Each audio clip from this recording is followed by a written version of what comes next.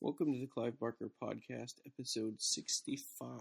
This is the second part of our Razorline series, talking about the Razorline comics that Clive Barker came up with the ideas for. So, the first one we did was Hyperkind, so then this next one was Ectokid, which was, I was surprised, it was surprisingly good. I'm pretty happy with it, so... Anyway, here we are, episode 65, Ectokid.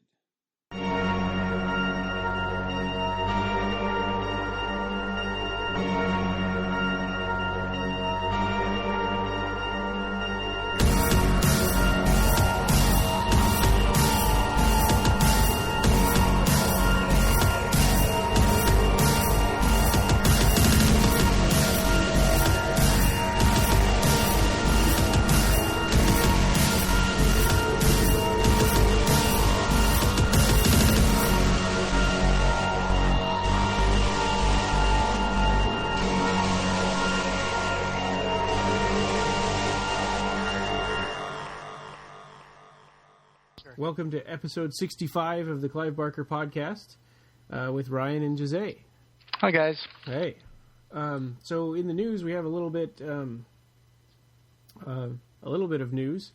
So the Tortured Souls book that Subterranean Press had talked about earlier, they had said it would be soon after the Chiliad book. Mm-hmm. But I sent an email about it because I hadn't heard anything new, and they wrote back to me and said that's scheduled to come out in 2015. Okay. So I guess that one will be a while. All right. Yeah. Actually, I'm looking at Chiliad, the book, right now. Mm-hmm. And you got one of those fancy signed editions, right? Mm-hmm. I think my edition is not signed. My edition is just a regular hardcover. So, I'm looking forward to reading this. I haven't been able to touch it yet. I've been trying to find the right mindset to be able to read it. But then when I do, I'll probably come up with a review article to put on the blog. Oh, that would be awesome. Yeah. Looking forward, because I've never read these stories. Yeah, and it's the first time I think that we've seen a pair of stories that go together. Yeah. And they were bookends for that Millennium book. It's called Revelations in the United States. Mm-hmm. But I honestly can't remember any of the stories that were in the middle. Sure. Just the Clive Barker ones. The ones that matter. Yeah. I mean, I did read them all, and I read them all in order. So by the time, this was the first time. So then by the time I got to the end to Clive Barker's second story, I had kind of forgotten how it tied together with the first one. Sure. So there's a little bit of news. I don't know if you were going to talk about this, but I'll take the opportunity. Back in February 12th, Clive Barker posted on his Facebook page, understandably, everybody wants to know the precise release date of the Cabal Cut of Nightbreed.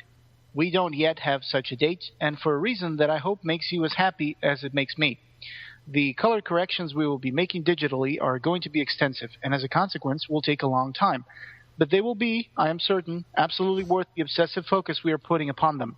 And while you're waiting, there is another film of mine which is also being prepared for its reappearance in a freshly polished state from the same company.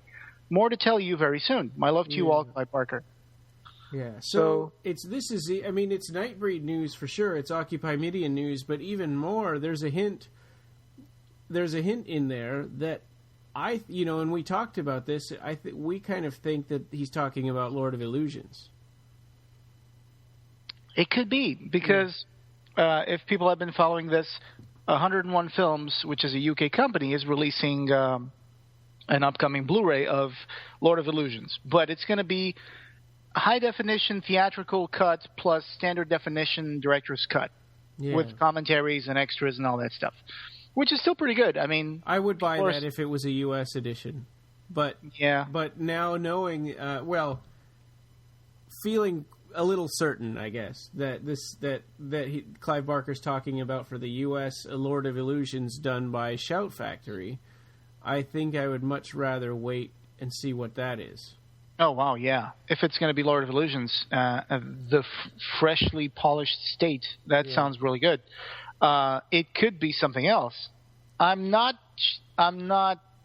convinced it's going to be anything like Rawhead Rex or Transmutations. Yeah, yeah.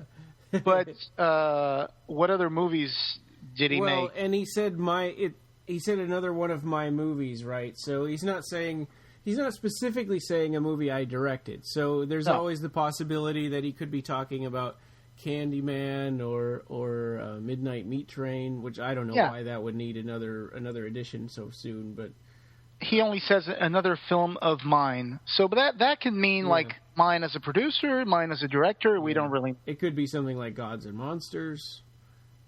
Sure, yeah. That was a production from Seraphin, right? Yeah. I mean, but I think those are less likely than Lord of Illusions. Yeah. Yeah, I don't even know if Gods and Monsters is on Blu-ray. Do you have any idea about that? I don't. That is a great movie. I just rented it on iTunes when I saw it. Okay. So, yeah, exciting news about, the director's cut or Cabal cut of Nightbreed. And I can't wait. I can't wait because we've been pushing for this. Yeah. For a long time, since 2009. And, let's see what comes up. Good news. Yeah. The next thing is the Clive Barker Imaginer book. It reached its final stretch goal. So there were 2 stretch goals, and the second one was 65,000, and they got to 77,000 before the deadline.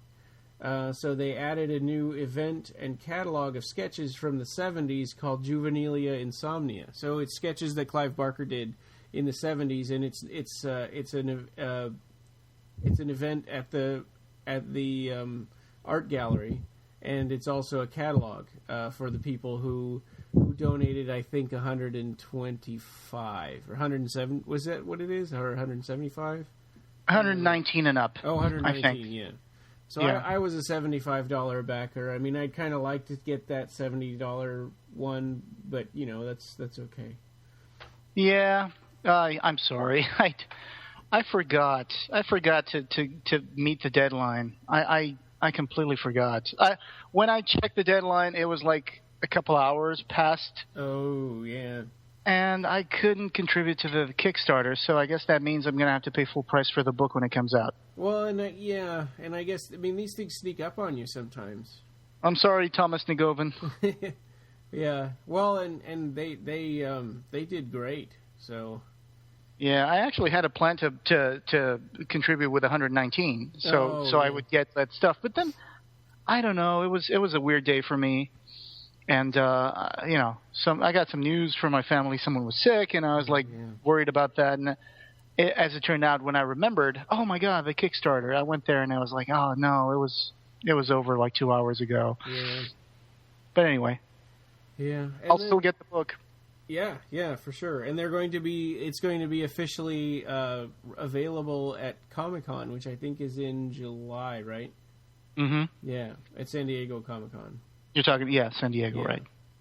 So then the next news we just talked about a little bit already, but Lord of Illusions, the 101 Films version, is available to pre-order right now on Amazon.co.uk. Cool. Yeah. So UK people, get on it. I was thinking about that edition, just now while we were talking about it. Why couldn't they, at the bare minimum, make the director's cut all in high definition except for the extended scenes, and then just cut those in, and keep the same soundtrack? You mean like cut from high definition to standard definition? So you'd have 11 minutes of standard definition, and the rest of the movie would be in high definition. I don't know. I guess they didn't think about that. It's weird. It's weird what they're doing, that they're making a high definition version of just the theatrical cut, which is the rarer version, because that was really only seen in the theaters and I think on VHS when it first came out, and then everything else was director's cut all the way up until we got movies on demand. And for some reason, then the theatrical cut resurfaced. I have no idea why. Why did that get preserved instead of the one that's been so common for the past 15 years? I know. I guess it's because of TV and Netflix and stuff like that, because the version that was most popular in those outlets, like TV, like the MGM HD channel or Netflix, is the theatrical version. Do you think it has to do with ratings? Because probably the theatrical version is rated R, but the director's cut, like a lot of director's cuts, is unrated.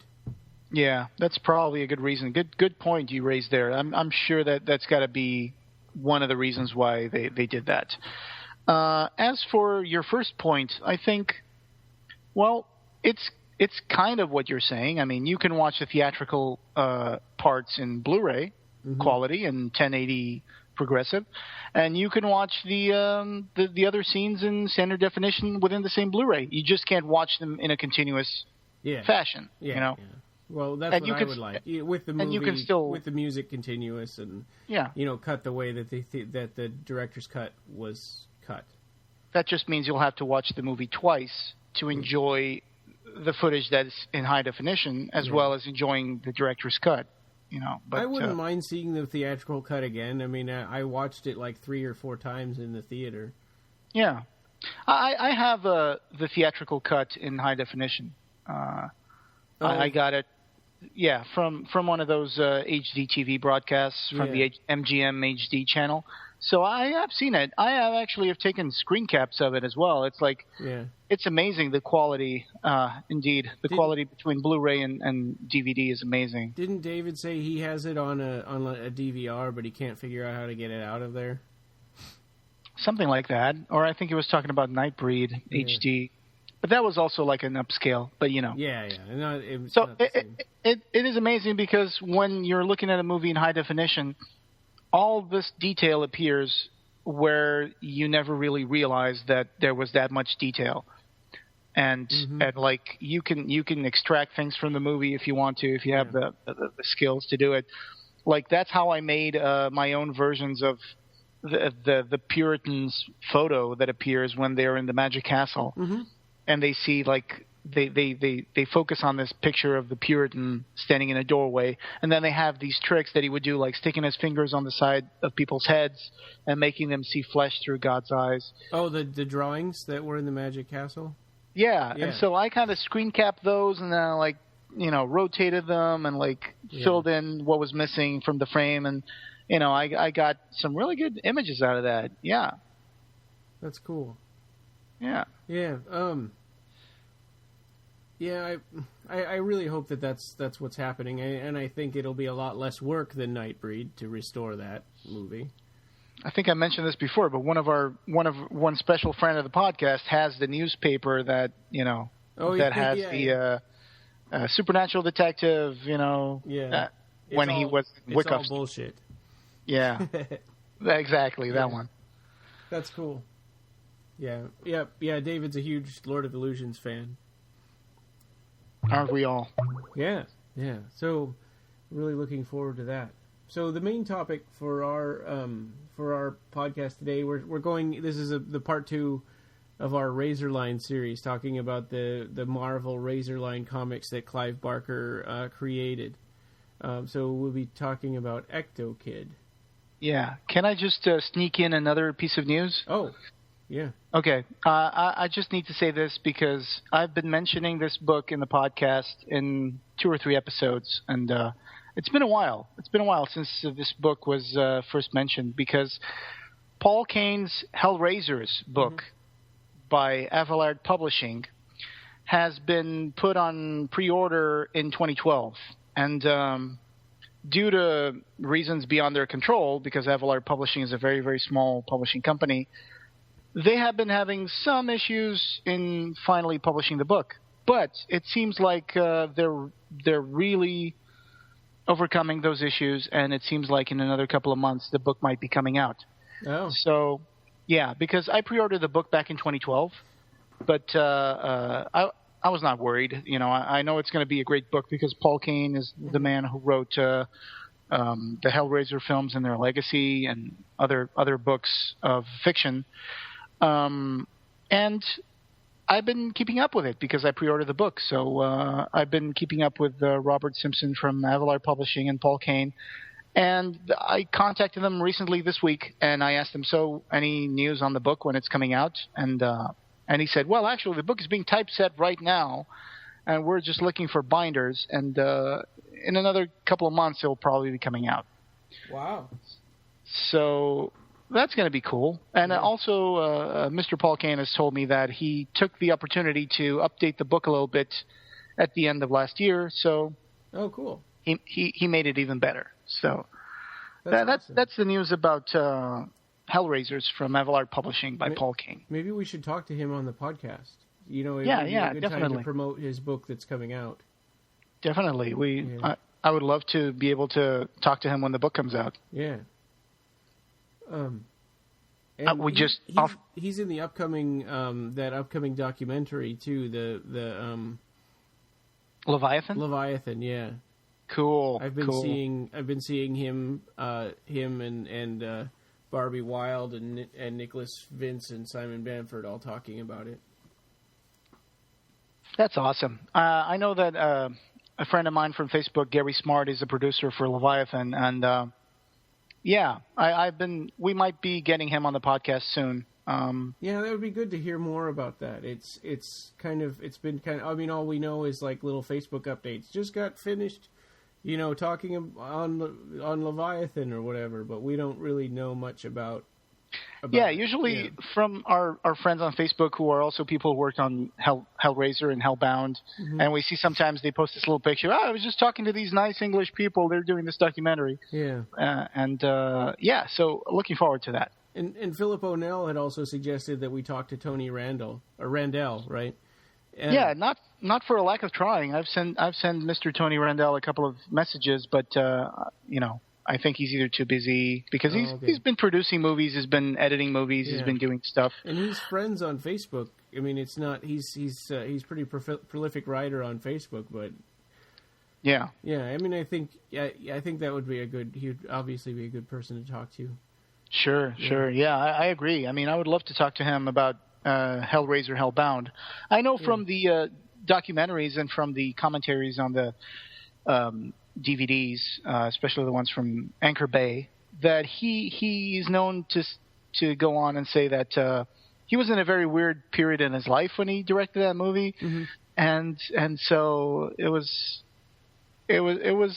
a bad experience in some ways because also Black Monday hit the stock markets and the budget got slashed by like a third or more. So he did a good job, and he promoted the hell out of Hellraiser 1 with the other people, the other producers, like you said on Facebook. Yeah, he was a great champion for the first Hellraiser. I mean, usually when you have you mostly hear about studio executives that are getting sent over, to help with a movie. It's usually really bad. But he was actually a huge help, and he championed the movie, and that kind of allowed Clive Barker, who didn't really have a track record with movies, but the trust that they gave him because of Tony Randall made Hellraiser what it was. Yeah, him and Peter Atkins, of course. Yeah, so awesome. All right. So that's so that we were talking about. This was because we were talking about Paul Kane's book, which will hopefully be coming out soon. And I have to admit, I still haven't read the first one yet. Yeah. Anyway, so we're Ectokid. I think the first issues of all these comics kind of came out around the same time, right? Yeah, Ectokid 1 I think came out in October, if I'm not mistaken, of 93. And it was interesting. I think they all came out in that summer of 93, and I think they all came out either in October or August or something like that of 93. And in Razorline First Cut, the intro that we talked about for Hyperkind was written by Clive Barker. But the intro for Ectokid was written by Larry Wachowski. Oh, okay, which cool. Which was really strange because he didn't go on to write for that comic until like number 4. Yeah. Yeah. It's I think in Razorline First Cut, I've read this First Cut issue for our Hyperkind podcast, but I haven't reread it for the Ectokid one. It didn't give away everything like the Hyperkind one did.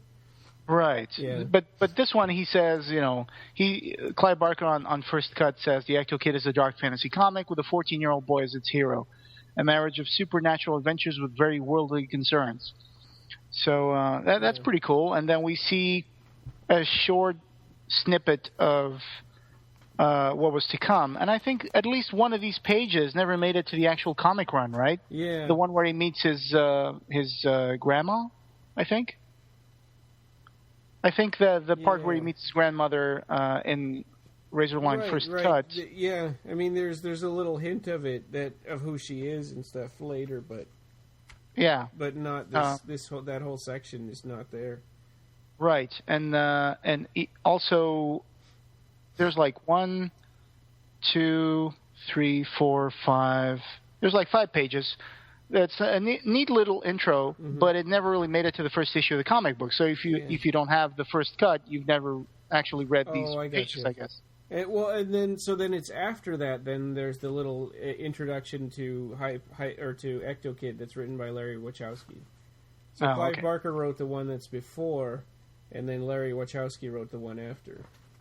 Yeah, the one in First Cut is created by Clive Barker, written by James Robinson, and I think the first issue is also written by James Robinson. I think most of the comic book run is written by James Robinson, except the first 3 issues are. Okay, so the fourth one is when he came in. Yeah, and then 4 through 9 and Unleashed, I think, were all Larry Wachowski, who now is Lana Wachowski. I think that's her name now. So, okay. Yeah. So I think Ectokid kind of gets off to, as far as story-wise, it starts out a little slow because it's kind of like Dex doesn't understand what's happening to him. He can see into the ghost world, and as soon as he looks into the world, then weird monsters start chasing him. And that's kind of like the whole first issue. In the little intro in First Cut, he actually finds himself in the ectosphere at one point, and he sees this carriage that stops in front of him, and there's this gentleman inside with round glasses who says his name is Albert Fish. Yeah. Who was a great, well-known serial killer. Oh, okay. Yeah, Albert Fish was a serial killer and a cannibal, and he did all sorts of nasty things. And he tries to attack Dex Mungo, who's the name of our hero. Mm-hmm. And actually, Dex is short for ambidextrous. Yeah. And there's more layers to this name because he's ambidextrous. Because an ambidextrous person can use their right hand as well as they do their left hand, or vice versa. And in his case, it has another meaning because he can see. With one eye, he's going to see the ectosphere, and with the other eye, he sees the natural world. So it's like he can see both worlds, and in that sense, he's spiritually ambidextrous as well, I would say. So that's cool. And they introduce Grandma LeBeau, I think. LeBeau. Yeah. And they introduced the brothers Augustine, Ice, and Tom Augustine. Yeah. We're pretty nasty. Yeah. And also Clive Barker says about the ectosphere that is not just a world of ghosts. It is also the home of entities known in this world as poltergeists and imps, succubi and incubi, furies and possessing spirits. For someone who is half of the here, of the living world, it is a dangerous place. Dex's soul will be very succulent to the evil entities of the ectosphere, a morsel ripe for consumption. And about Dex Mungo, he says, from his mother, Josephine Mungo, a hospitalized clairvoyant whose psychic dabblings have contributed to a complete mental breakdown, Dex discovers his shocking origins. And he goes on, but I think it's better if we disclose the origins when we're talking about the comic book. Mm-hmm. Yeah. So you get a little bit of taste in the Razorline First Cut, and he meets that serial killer who lets him into his carriage, and then kind of turns into a monster and scares him, and Dex runs away. Yeah, and then in the first issue, which is called Chase, A Tale of the Barkerverse, we see him on the run from creatures in the ectosphere, and also there's carriages and, monsters chasing him, and he keeps bumping into things because he keeps jumping in and out of the ectosphere and back into the real world. This story takes place in New Orleans. This all takes place in New Orleans and, the surrounding area, like St. Louis Cemetery and the French Quarter and stuff like that. And this was written by James Robinson, and the artwork is by Steve Skroce. A really cool artist. He eventually, I guess because of his connection with Larry Wachowski, Steve Skroce went on to become the storyboard artist for the Matrix films as well. Wow. Yeah. Holy cow. Yeah. So Dex Mungo is our hero, and he's depicted initially as a little bit of a small-time thief, isn't he? Yeah. He's kind of a pickpocket. He lives in a condemned building, which somehow has power because he collects jazz records and plays them. Yeah. And there's actually a scene where he's walking through a hotel, kind of a sleazy-looking hotel, but he's like, he comes across this pair of boots that's just sitting in the hallway outside of a bedroom, I guess, to be polished. Yeah. And he goes like, "Oh man, I love these boots. I thought my shoes were the best, but these boots are pretty cool. Sucks to be the guy who put this in the hallway. He deserves to be robbed." Yeah. Which I thought was kind of a weird position to put our hero in, because he's really a small two-time crook. Yeah. And he's just robbing people, going into bedrooms and stealing their wallets and stuff. And I'm like, where is this going? Yeah. But, I guess they're trying to go for the good-hearted thief, I guess. He's just trying to make do. He's an anti-hero. His mother is, like Clive Barker says in First Cut, his mother is institutionalized. Mm-hmm. And he finds himself in the first issue running away from demons, or daemons, as they call them in this book. Yeah. And he doesn't know what's going on. He wants to find out what's going on, and eventually he discovers someone tells him to talk to your mom because she knows the truth about you. And he's just thinking, well, she went crazy, so I must be going crazy like her, so I'm going to go talk to her. Yeah.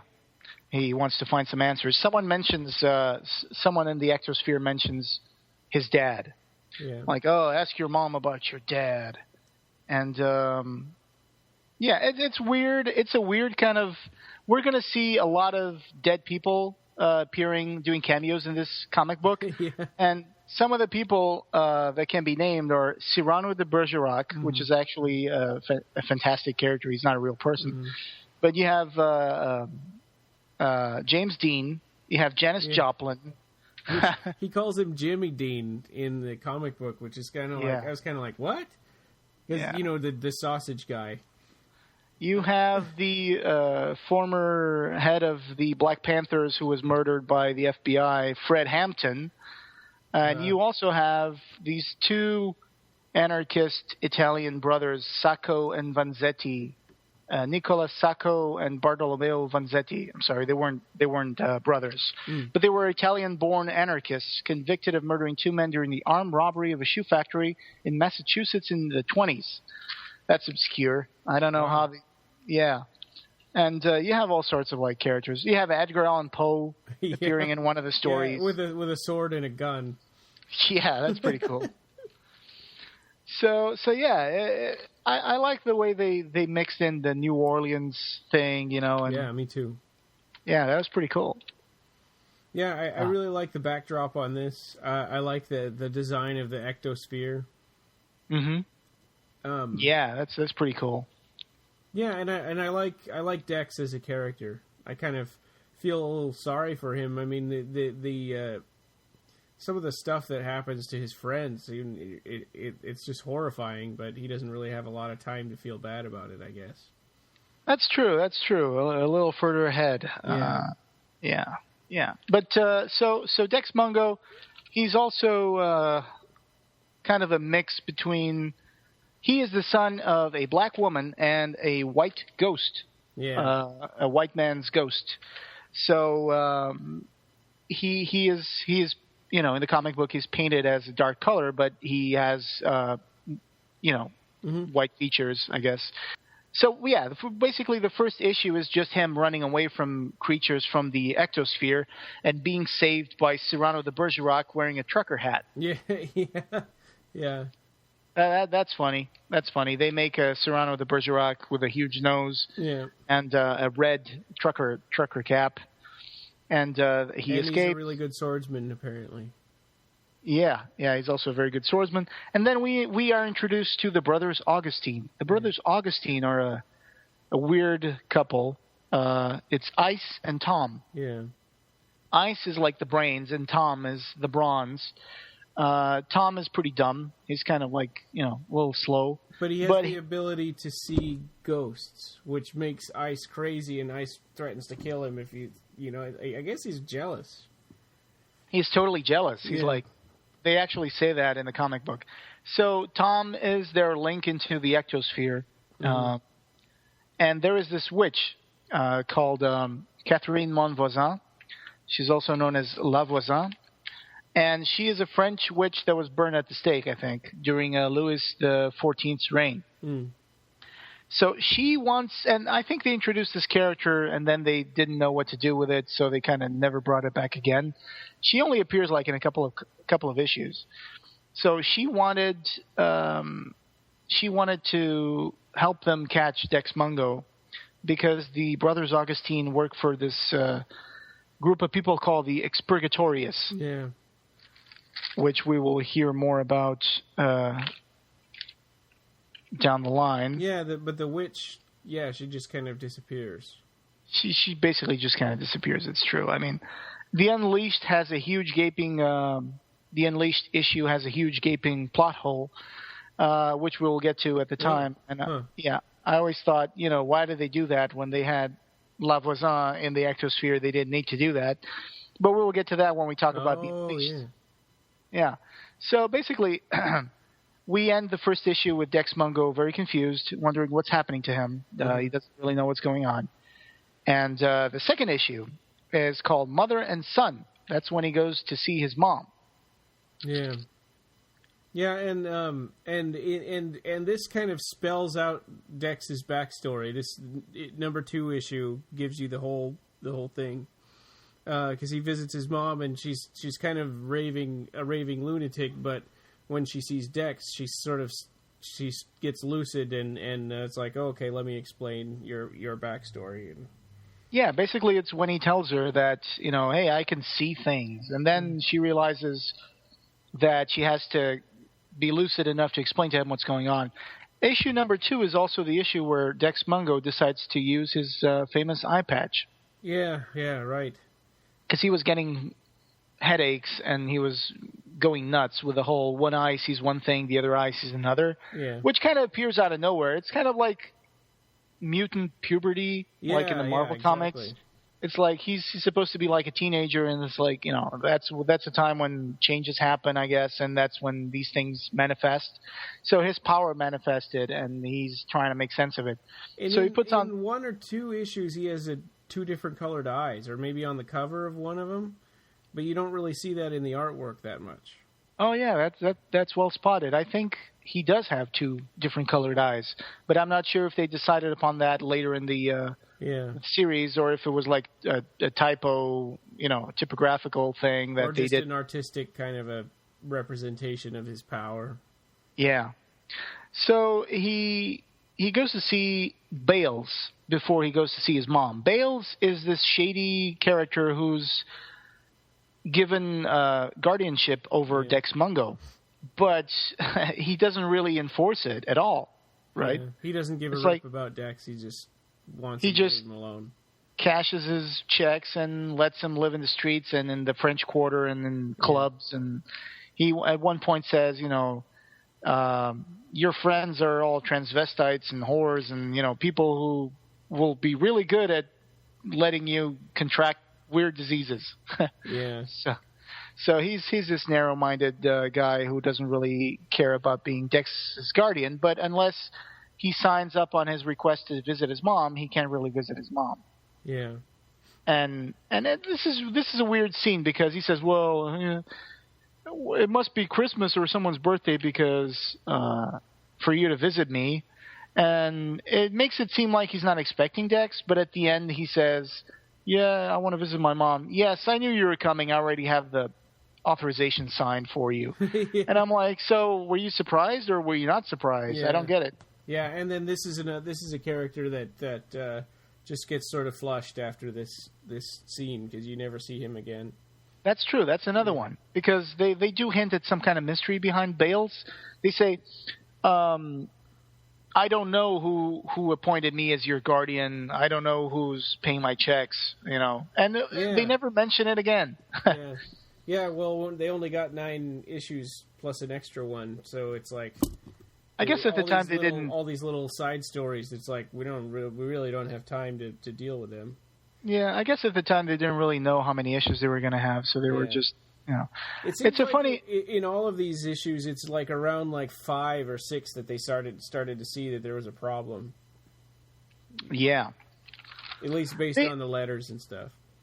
They did a good job with the Unleashed issues of wrapping up things. Yeah. I mean, maybe a little more in this one than they did for Hyperkind. Yeah, but still, they leave a cliffhanger open because I think the Unleashed issues that came out in '94, they were more of an attempt to reboot these comic books and see if there was still interest. Yeah, I mean, it was not a reboot like starting over, but a reboot just like it was continuing the story, but trying to add some new exciting element to make it even more exciting, so that maybe people will buy these.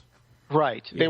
They weren't throwing away the old continuity, but they were trying to overcharge. Like they overcharged Hyperkind in the Unleashed, and they supercharged Dex Mungo in the Unleashed in this one too. Yeah. I mean, so there's a funny scene on issue 2, just as he's about to enter the hospital to visit his mom. He decides to switch eyes with his eye patch, and he looks up, and he sees a couple of pterodactyls just fighting. Yeah. In the ectosphere above the hospital, and he goes man, I must be going crazy. Yeah. Yeah, and like you said, he goes in, he visits his mom. She's kind of like this vacant stare, 100-yard stare woman. But then when he tells her, "Mom, I've been seeing these things," she kind of goes lucid and says, "Oh, Dex, there's something I need to tell you. I used to dabble in spiritual stuff, and your dad was a ghost, and he was so pretty and so handsome, and I couldn't help it. And, we did it, and now you're the result." And he's like, "Oh, man, this is crazy. My dad can't be a ghost. That's impossible." Yeah. But, I think he kind of believes it. And she explains also to him that what he sees is called the ectosphere, and there are these spook police called the Etherites. Yeah, the Etherides. Kind of like authorities, but they're ethereal. Oh, that's good. I thought it was pronounced Etherites, but Etherides kind of makes it sound more like authorities. That's true. So, and also that his father created the Aurat, which is a machine that was supposed to tap into the ectoplasmic power of the ectosphere. Yeah, I thought from the first description that it opened a door so that people could travel back and forth to the ectosphere. But by the end of the comic, we learn, that it's something else, or they do something else with it. I think the Aurat is practically just a MacGuffin. It's just one of those things that it just does whatever the story needs it to do. And they never really explain what it does. It's this huge machine. Yeah. And it's a weird concept. But anyway, so his dad was Leo Melhart, and he created the Aurat. And then after he learns this from his mom, he's going out of the hospital. He finds this priest that says, "Oh, my son, I have to talk to you about your mom. Please come with me." And he takes him to an elevator, and he hits the basement. Yeah. which we know that nothing good's going to happen. And then it turns out that was not a priest at all. That was... He decides to switch his eye patch again, and he looks back, and it's like, oh, crap. Yeah, it's a big slobbering monster-looking guy. Yeah, they call him a daimon. Yeah. Daimon. So he escapes, of course. Otherwise, it would be a very short comic run. Yeah. Yeah, and then the way he escapes is kind of weird because this thing has this huge mouth that could bite somebody in half, and Dex bites the guy's nose, and he's like, "Oh, that you hurt me," and he runs away. There's going to be a lot of that kind of silly stuff. Yeah. When we go on to the next few issues, and then we cut to the brothers Augustine, Ice and Tom, and they're looking for Dex because the Expurgatorius wants to find out. They never really explain why the Expurgatorius knows about Dex or wants to catch him now at this point in time. Or maybe they wanted him just to force Leo to come back with his machine. Yeah, but how do they know that all of a sudden he's getting into the ectosphere? Unless there's like those spies from La Voisin who are telling the Expurgatorius that this kid has made it to... Yeah. But still, how do they know that it's Leo Melhart's son, you know? Every time he goes into the ectosphere, everything in the world converges on him. Yeah. So that's a weird thing. I mean, for the sake of the comic book, let's say that, yes, of course, they're looking for him... Mm-hmm. Because they found out about him. But it's never really clear why they found out about Dex at this point in time. Yeah. Why are they looking for him at this point in time? He would probably be the only one in history that's half alive and half dead. And if they could sense that, and like Clive Barker said, that they were drawn to him, because they're possessing spirits. Yeah. And so the brothers Augustine are trying to find Dex. So what they did was they went to one of the clubs that he used to hang out at, called the Show and Tell, not the Show and Tell, the Show and Tell, which is kind of a strip club. And they go there and they pretty much torture and kill everybody, trying to find information about where to find Dex Mungo. Yeah, it's pretty dark. I mean, this is way darker than like Hyperkind was. Yeah, there's a lot of killing going on here. Yeah, I mean, and it's kind of glossed over like it's not a big deal. So Ectokid number 3 is called An Innocent Abroad. Yeah. And it starts off in the French Quarter, where Dex is traveling in the ectosphere again.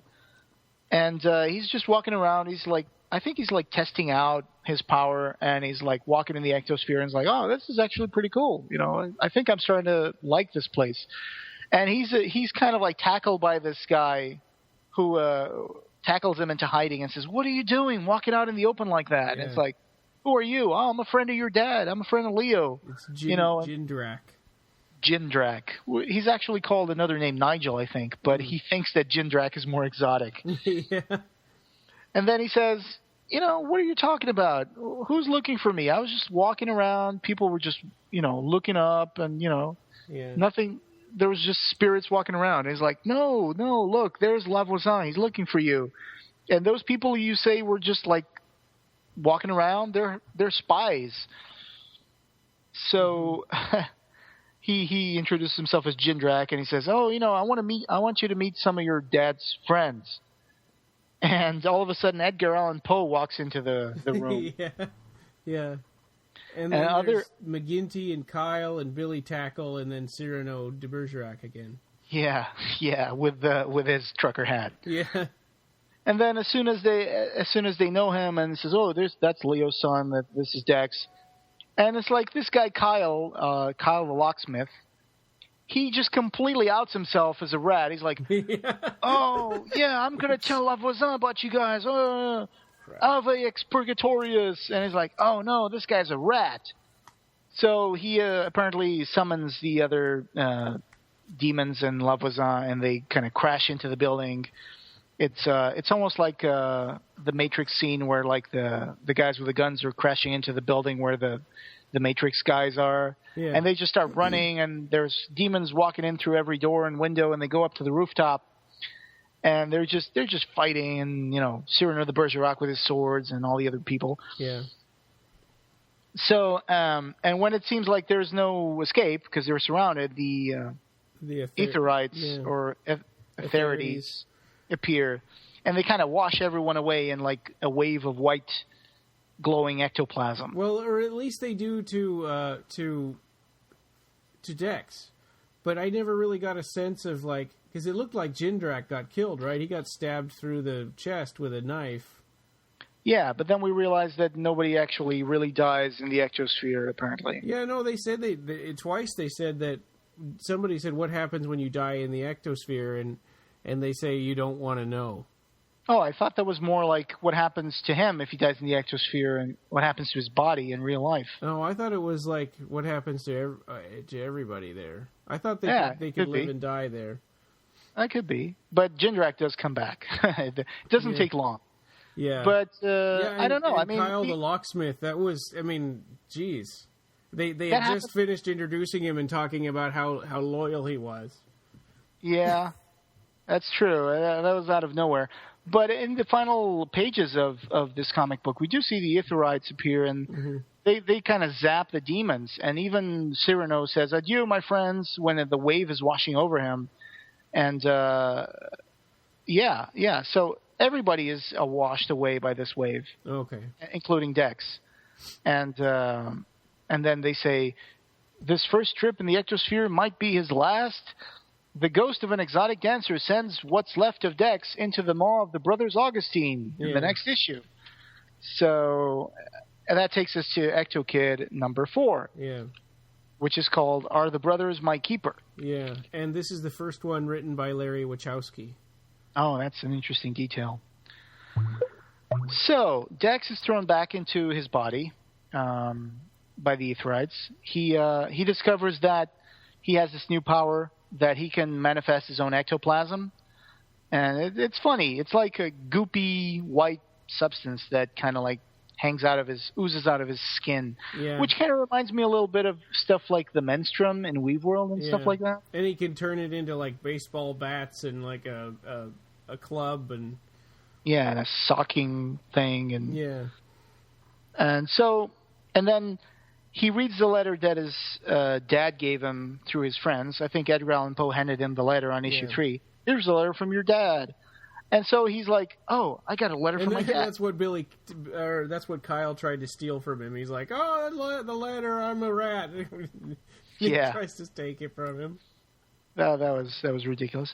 So he reads the letter, and it says it's his dad saying, "Hey, I hope you like Bob Dylan. Meet me at the end of Highway 61 in the ectosphere." So that's his next plan. Meanwhile, the brothers Augustine go to the hospital where his mom is. And they take his mom away with this crazy-looking doctor. Yeah. And there's a funny scene where Tom Augustine, who's practically a hulk of a man, this doctor appears and says, "Oh, what are you guys doing here? You can't take this patient out." And Tom Augustine kind of like whams him with his fist until he's dead, and his ghost appears and says, "I think you can stop now." Are you dead? Yep. Yeah. That was a little disturbing. Because he's just punch, and you see, like, the panel kind of is red, and, like, it's just blood.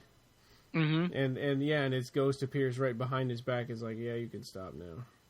And then Tom goes like, "Oh, that's funny." and Ike doesn't like him talking to ghosts, like you said. So he's like, "What did I tell you? No talking to ghosts." Yeah. Because he's like, "Oh, I wish I could go through walls like you ghosts do and stuff." Like, what are you doing? You're socializing with a dude who just killed. Yeah. So they take his mom, and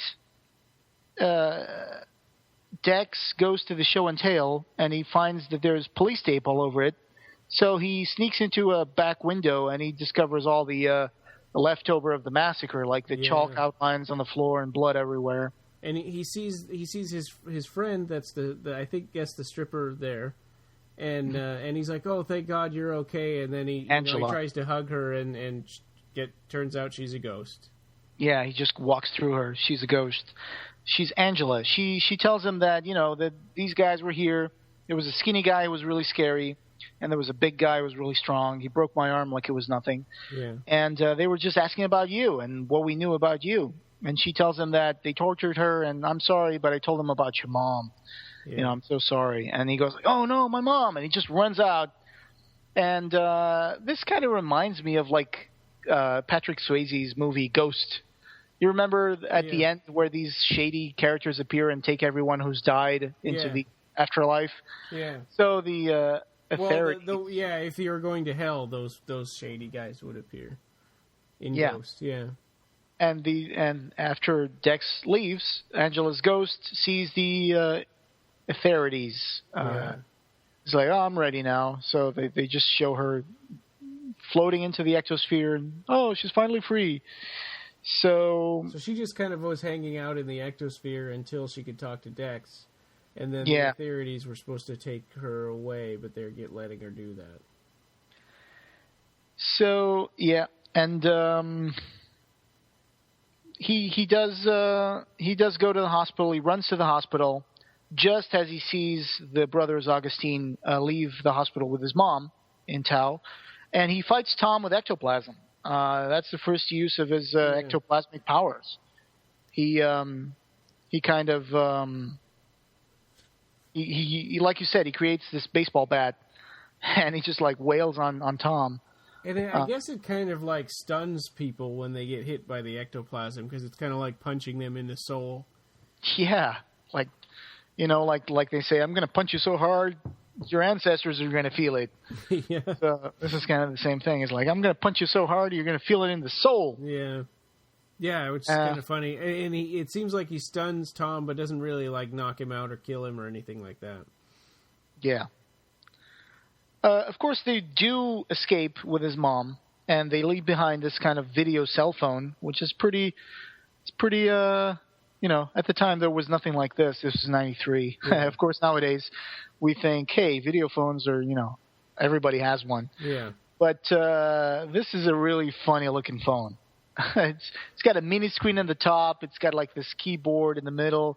It's got this round speaking thing at the bottom. Yeah, and at first when I read this, I thought, oh, that must be some sort of fancy thing for talking to the people in the ectosphere or something. It's like, nope, it's just a regular. They gave him probably something that would have cost thousands of dollars.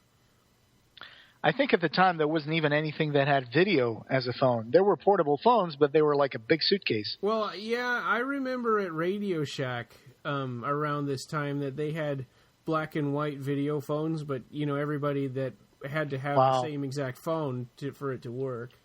Yeah. So he does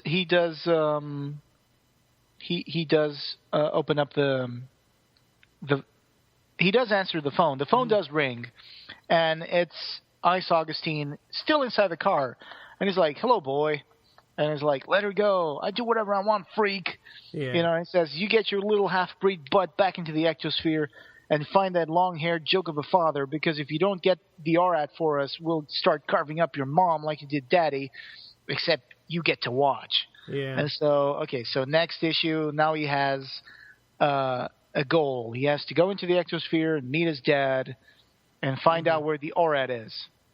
But the next issue, number 5, is some weird thing that's just kind of crammed in there out of nowhere. Yeah, it's a crossover with Saint Sinner. And it's called Sir Sigmoid's Arcadia Part 1 of 2. But we never get a Part 2, right? I'm sorry. The Part 2 was in Saint Sinner comic books. Oh, okay. I think. That makes sense. So what happens in Ectokid number 5 is that we see Saint Sinner falling from the sky into the ectosphere. Yeah. And Dex lets his ectoplasm go to the ectosphere, trying to find his dad. He instead finds Sir Sigmoid's Arcadia. And he meets this kind of like worm who's like a barker for this carnival. Yeah. He's called Tequila the Worm, which I think is hilarious because, reminds you of those tequila bottles that have a worm at the bottom. Yeah, and somebody in the letters column had pointed out that issue was like that was kind of like Pinocchio, and the worm was like Jiminy Cricket. Wow, I was going to go into that. Actually, when I was reading the comic book, I did think that it sounded just like that, like the wolf guy that has the island where the kids go and they turn into little donkeys or whatever it was. Mm-hmm. So anyway, he meets Tequila the Worm. Tequila the Worm kind of jumps into his ear and takes possession of him, or something. Yeah, like really like in that movie with Star Trek. Star Trek 2, yeah. Yeah, Wrath of Khan. Mm-hmm. So he goes there and he finds Sir Sigmoid, I think, and there's weird people populating this carnival thing. He finds this cotton candy machine. And there's this kid with his hand stuck in the drawer trying to get some cotton candy out. And he says, hey, is that free? And the kid just looks back, and his face is like one of those It looks like a cartoon kid. He's got like those small beady eyes, and his hand is made of cotton candy. And he goes like, yipe, yipe, yipe, yipe, and he just runs away. Yeah. And it's like, that's really freaky, I thought, the kid with a cotton candy hand. And he also finds a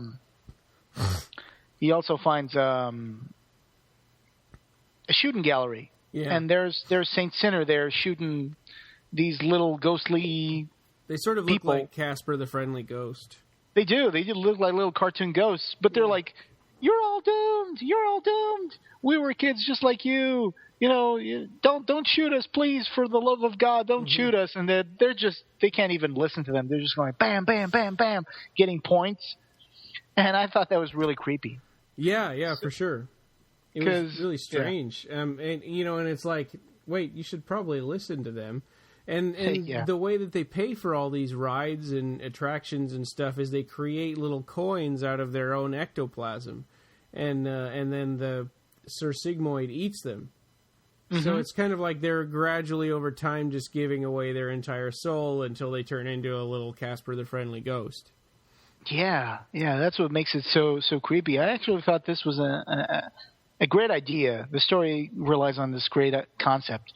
And then he's going like, see, my boy, this guy here, I don't know, I don't remember exactly the name of Saint Sinner. I think it's Phil. Yeah. Look at this guy, Phil. He can come up with a token. Can you come up with a token? And Saint Sinner kind of like creates this little token from his right hand palm. Yeah. And it seems like it causes like it needs some focusing to actually create that token out of ectoplasm. And he's like, oh, here, he created one token. And then Ectokid goes like, yeah, I can do that. Let's play. And then he just boom. Yeah, it's like there's like hundreds of them creates flying this everywhere. huge torrent of ectoplasm tokens out of his hands. Like, boom. It's like, wait a minute, that's your soul that you're shooting out everywhere. Yeah, he'll find out afterwards. But so he starts shooting at the little targets along with Phil, the Saint Sinner. Yeah. And the little guys are like, please don't kill me, please don't kill me. And then Saint Sinner shoots one.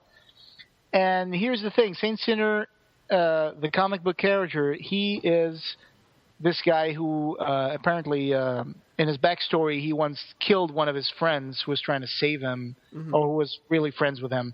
And that's when he decided to kill himself and because he was possessed by a demon when he killed his friend. Yeah. And then when he sees the little Casper the Friendly Ghost beg for his life and he shoots him, he has this flashback of his the act when he killed his friend, all possessed by a devil, and it kind of shakes him off, and he's like, oh, I don't feel so good. And Dex sees, oh, are you okay? And Mr. Sir Sigmund says, hey, you boys want to play some more? And he says, no, I think we're good for now. So they go on a roller coaster instead. Yeah. This huge roller coaster with no security, no strap-on, seatbelts, nothing. And at one point in the roller coaster, they actually get trapped by these demons inside this tunnel. So the next panel is them being held by Sir Sigmoid, and that's when he does the whole Bond villain thing, where he explains his whole scheme. Yeah. He's like, yeah, you kids, you come here to my arcade, you play the games, you use the tokens, and I eat your tokens because these are made of soul, haha.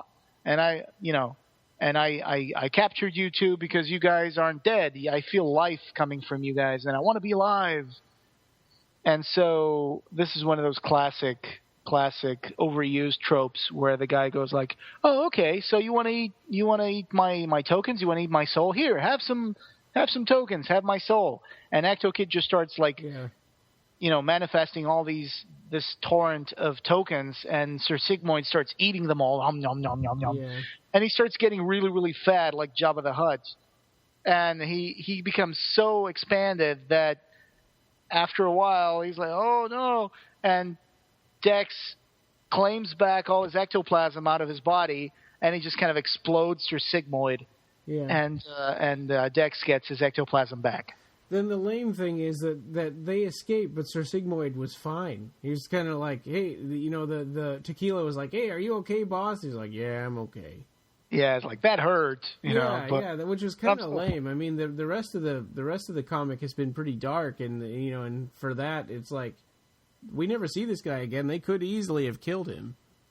It was very cartoonish. Yeah, I thought. Yeah, it was. But it kind of went well with the carnival feeling of it, Yeah. like a little worm. So they do that, and it's like, okay, I guess now Dex is going to get back on track and try to find his dad so he can save his mom from being killed by a psychopathic duo. Yeah, now that he's done crossing over with Saint Sinner. Yeah.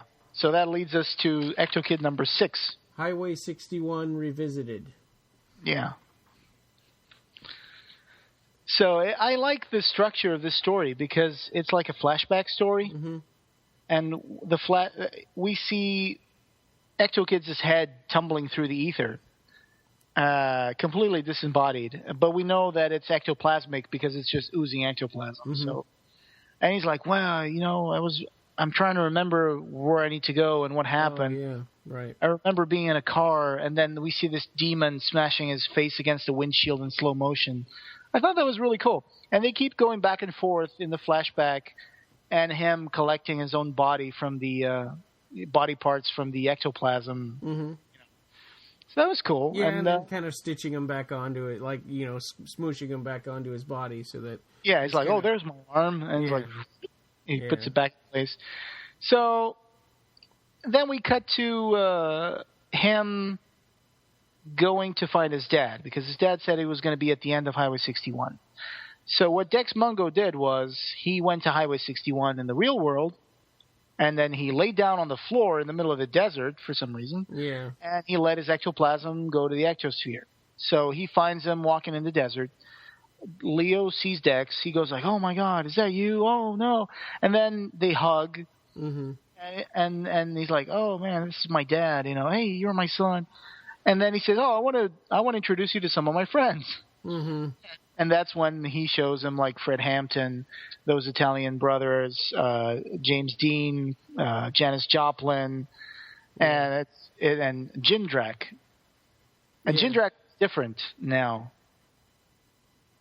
Yeah, I was wondering about that. He looks different. He says, "Oh, I went through a rough patch since last you saw me, but now this is how I look." So this guy, they're gonna drive away, and he tells them, there's a lot to tell you about, and there's a lot to tell you, and they start driving away, and all of a sudden it's like Mad Max. So there's this bunch of cars in the middle of the desert. They show up, and it turns out it's this troll called Grunge and his goons. And Leo owes Grunge his soul because he sold him his soul for something, which we don't know yet, but we will. So I think it's a goofy kind of issue as well. I mean, I think when Larry Wachowski took over, that things got a little goofy, but at the same time, I like a lot of stuff that he was doing with the story. Yeah, I mean, it was him that developed Dex's powers. Which he didn't really the only power he had before was kind of to see into the ectosphere, and he learned how to travel there. Right. And then they also show him how they can make guns and even drinks out of their own ectoplasm in the ectosphere. You can do whatever you want. Yeah. If you have enough strength of will, I guess. So there's a panel where Janis Joplin says, "Here, have a drink. I made it myself." And he drinks it, and he goes like, "Wow, I'm drinking Janis Joplin's soul." Yeah, that's funny. Yeah. So they're just throwing explosives and shooting at the cars that are chasing them, and then they get to a bridge, and this gets really weird because they get to a bridge, and all of a sudden they are going against the goon cars, which at that point they had been running away from the goons. Yeah. But then all of a sudden, when they go to the bridge, they're driving against one of the goon cars. Yeah. And I thought that was weird. Like, how did the other guy get in front of them and reverse and start going towards them, Yeah. That doesn't make much sense because at that point, they're running away from these people, and then they find one of the cars just... And then, of course, who's on the wheel? It's James Dean, and he says, "I ain't no chicken." So... we know how James Dean died. Yeah, but he was introduced as Jimmy Dean. In his spider. Yeah. So basically what James Dean does is he plays chicken and he doesn't back out. So basically they just crash the two cars in the ectosphere. And of course all the ectoplasmic dynamite that was in the cars explodes. And that's how Ectokid ended up floating in the ectosphere into a million little bits. Yeah. So presumably James Dean is dead or exploded or whatever. Yeah. So, and then we see him collect himself and go back to the real world. Yeah. And when he goes back to the real world, we see that he was actually laying on the floor on a bridge at the end of Highway 61 in the middle of the road. Yeah. And I was like, that's a really safe place to put your body while you go in the ectosphere. Yeah. Let's lay in the middle of the highway. Yeah. At least all the other times he did it in his little house, like where no one knew where he was. Yeah. But this time, yeah, right in the middle of the street. Oh, and also I think his dad tells him in this issue about the ORAT. He says, well, yeah, the ORAT. You know, the ORAT is with my body. And he's like, oh, and where is your body? I don't know. The brothers Augustine killed me and they disposed of it, but it's with my body. It's inside the guitar case in the trunk of my car. Yeah. And I'm like, okay, then sure, I can see that. But then when we do see the ORAT, it's this huge freaking machine. Yeah. How did that fit inside a guitar case in the trunk of a car? Yeah. It's like they forgot by the time they got to it. But I'm ahead of myself. Yeah. Another thing that happens at the end of Ectokid number 6 is that when he wakes up, he finds, laying on the railing of the bridge, he finds a leather jacket that his dad gave it to him. I don't know how. Yeah. It was in the ectosphere, but he's like, oh, there's something I want you to have after you go back to your real body. And then he wakes up and he sees this black leather jacket just, hanging on the railing of the bridge. So now he can look more cool. Yeah. And I think when I met Steve Skroce in 93 and he did this drawing of the Ectokid for me, he said, I'm going to draw you Ectokid, but I'm going to draw you like Ectokid, the new look that we're developing for him. Because issue number 1 was coming out, but I guess at this time they already had probably issue number 5 or 4 or whatever. Yeah. So they already had like the idea that they were going to make him darker and, cooler. Even like the cover of number 1, he's got a weird, like, it's not even an eye patch, it's like a weird monocle looking thing. Oh yeah, yeah. But you never actually see that in any of the comics. Well, it's kind of an eye patch. It just has this gleaming off of it. Yeah, I mean, I had always assumed it was some kind of a monocle that, like what Cyclops has to help focus his power or whatever. But I don't know. I mean, yeah, it does. It's got a gleam off of it. We don't really know why. Yeah, it's I don't know. It's just one of those, hey, it looks cool. Let's put a gleam on it. Yeah. Well, and it's kind of like Ice Augustine has those crazy looking glasses too, and it's like, what are those for? Yeah, he's got like these weird bionic goggles. Yeah. Reminds me of this Italian character called Rancherox, who has these weird cybernetic eyes. But anyway, so that was issue number 6. Yeah. He now knows where the ORAT is. He's met his father. Yeah. And he's ready to tell Ice Augustine what he wants to know. Now, the question is it going to be a smart move? Yeah. So, number 6 opens up, and it's called You've Only Got One Mother. Mm-hmm. Or no, number 7, I mean. Yeah, issue number 7. You've Only Got One Mother. And so it opens up with the Augustine brothers have got her, and they shaved her head, and they put her in like a nun outfit. That's freaky. Yeah.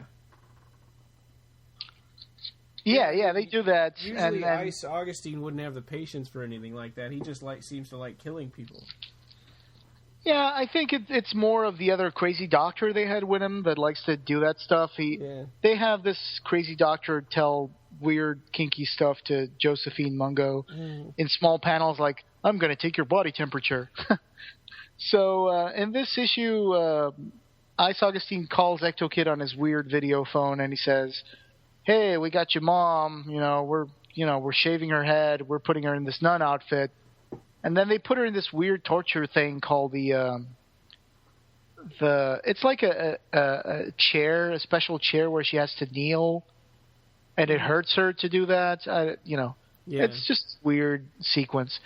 And then they introduce us to the, and then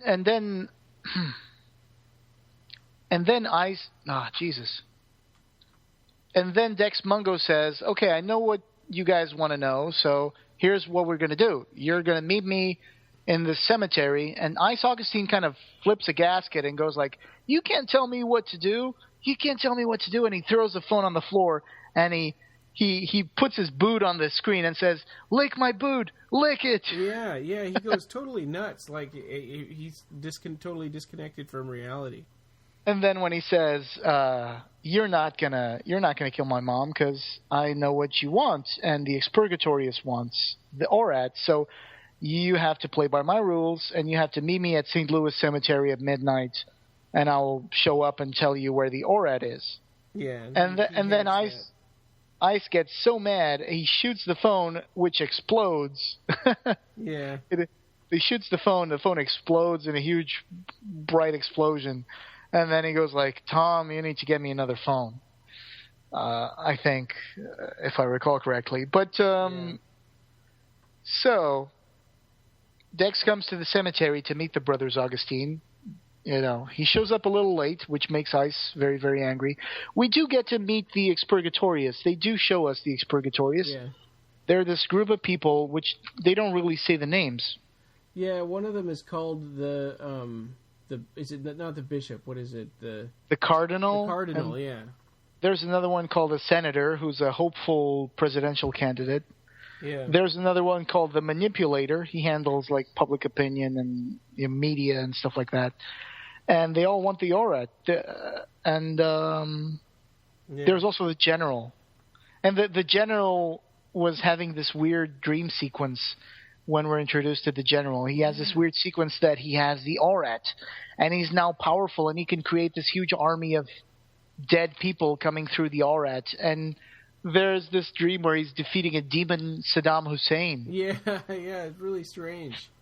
And this is coming straight out of the Gulf War, which was back in 91, 92, right? Yeah, and they don't, or it was like more like 80, like 87. Something like that, the first... Oh, geez, yeah. I kind of forget what year that was, so thanks for that. But yeah, and they don't ever go back to the to this general. I mean, but they dedicated a whole page of his crazy dream. Yeah, he's got like this huge army, and he's defeating Saddam Hussein, and they bring down his castle, and he goes like, "Ooh, foiled again." So it's so weird. It's so weird. Yeah. And after they show us the Expurgatorius, they show Dex coming to the cemetery to meet the Augustine brothers with his mom.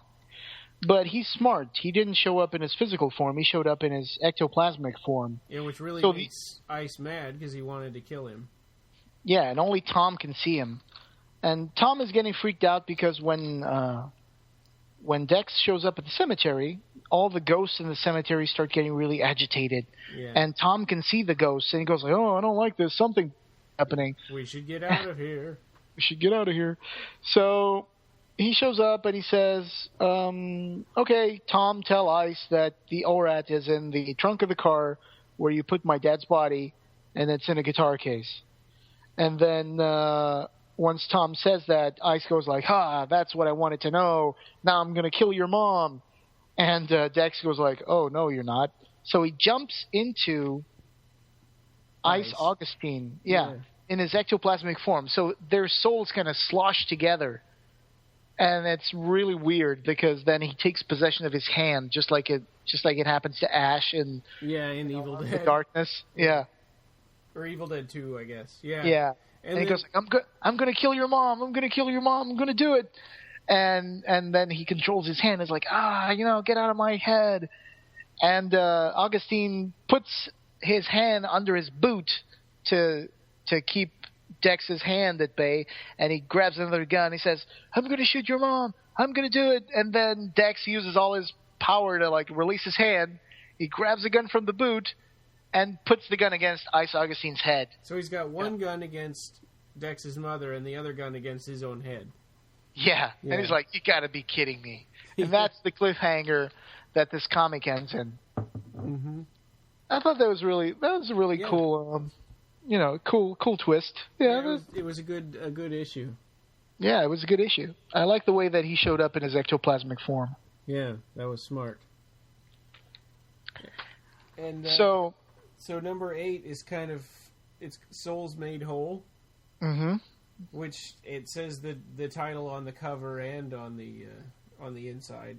A lot of the other ones say like weird sayings on the front, but that isn't necessarily the title.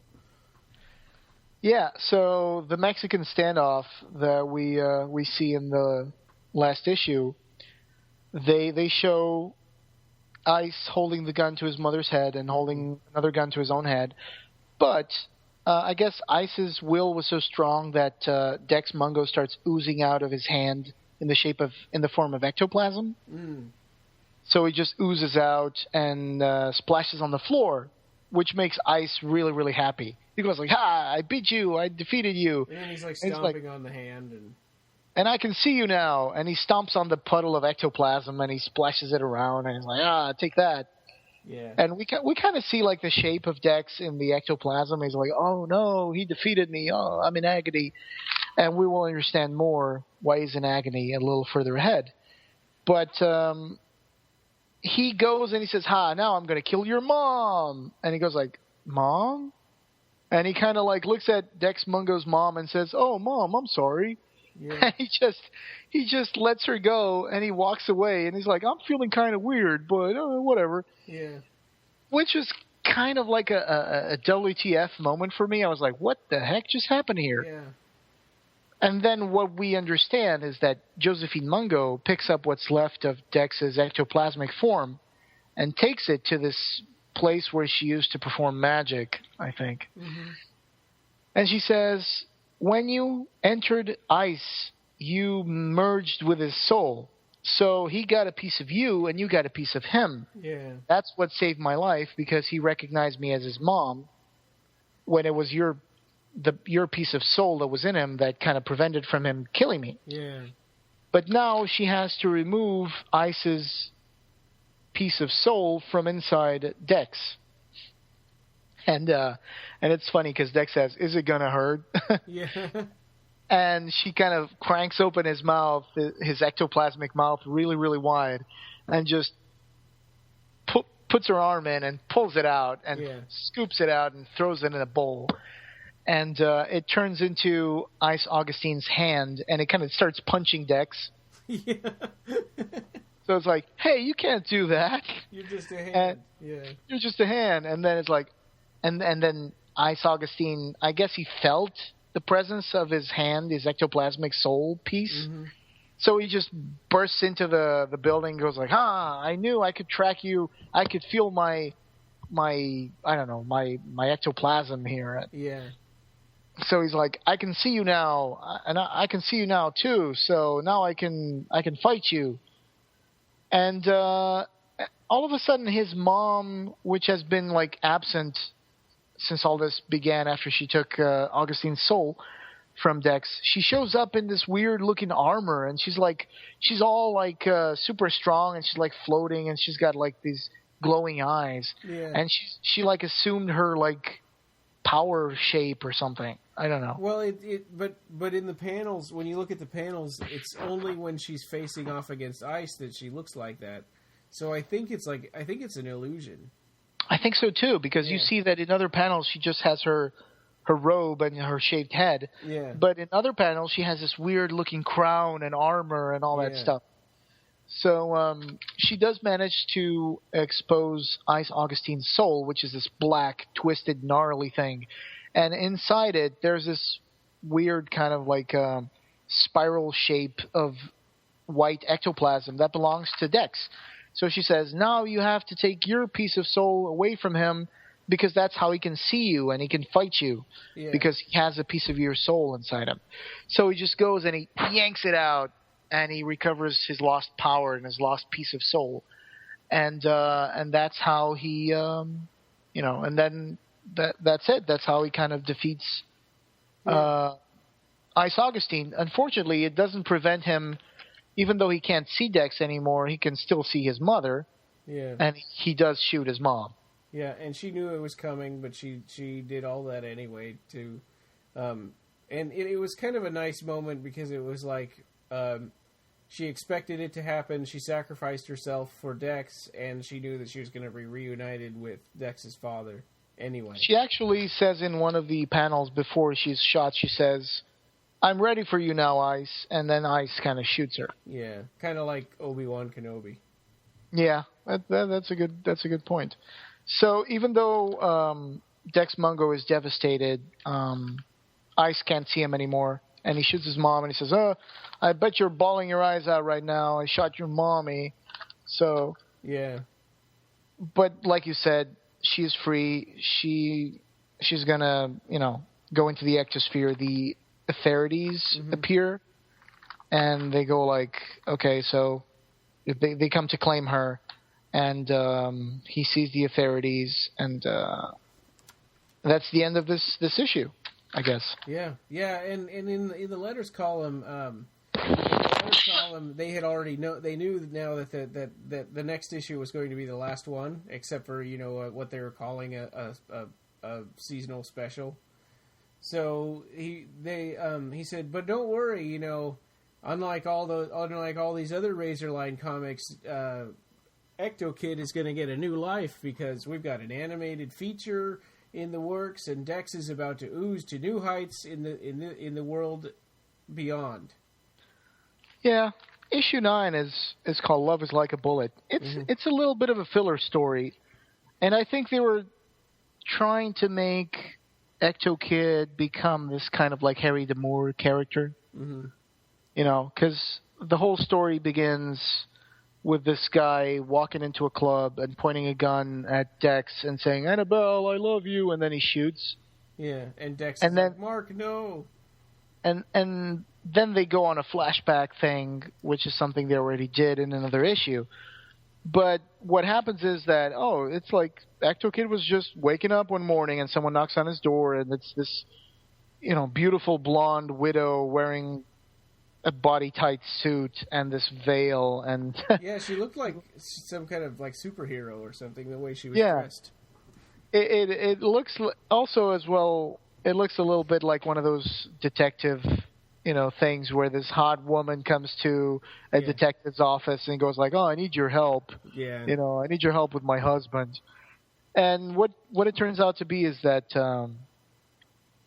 he goes to this. Well, Mark King, the guy who appears in the club, the Viridian Man, in the beginning of the comic book, and shoots Dex, he is the lover of this woman called Annabelle. Yeah. And she comes to look for help from Dex. I don't know how she knew that he could see, dead people. I mean, they never really explain how she knew that. I mean, it's not like it was almost like they were implying that everybody knew that, and like this was Dex's business. Exactly, which is really weird because it makes it seem like this was sometime after Ectokid number 8, but not that much. I mean, not that long. So all of a sudden it's like, how does this woman know that he can see into the dead and he can help her with her ghost husband? It's like, anyway, moving on to the story. So Mark King is her lover, and she cheated on her husband, her dead husband, with Mark King, and her husband killed himself.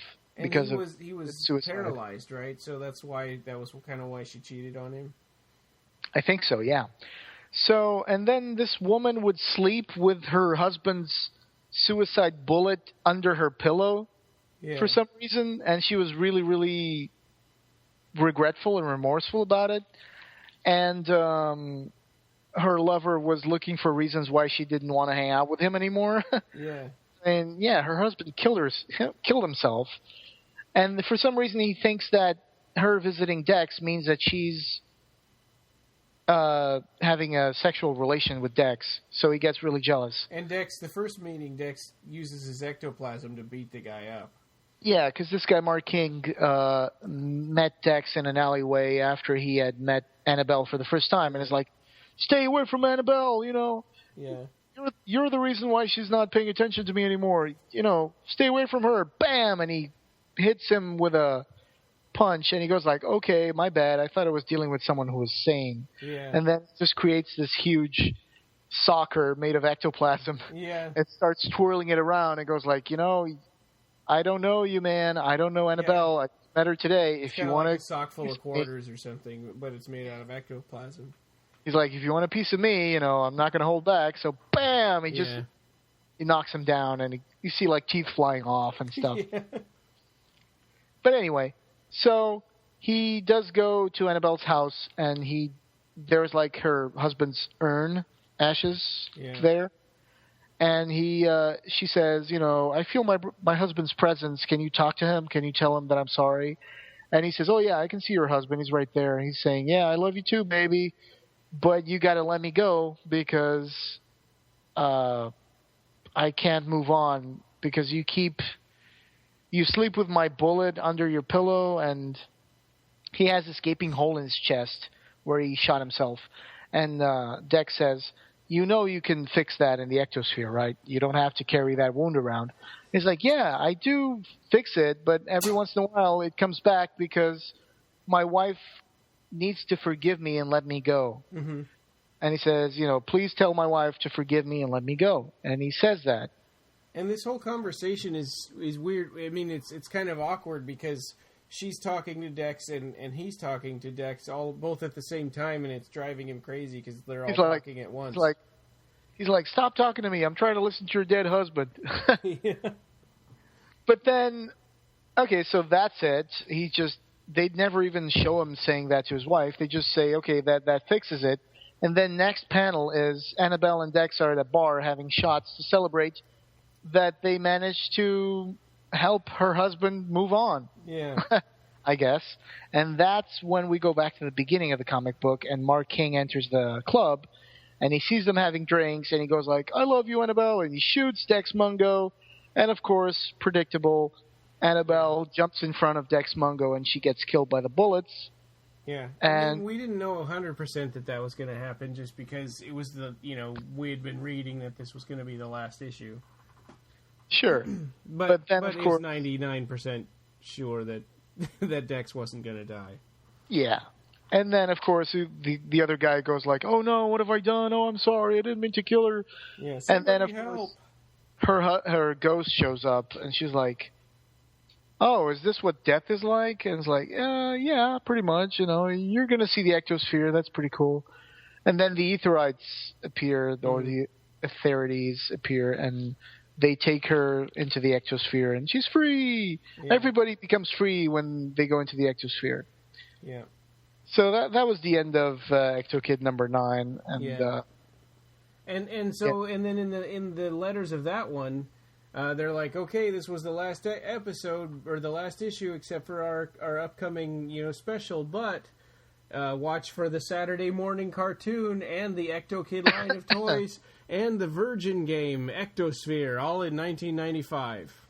Yeah, and Revelations, CliveBarker.info, has all the scoop on that stuff. We can talk about that after the Unleashed. Okay.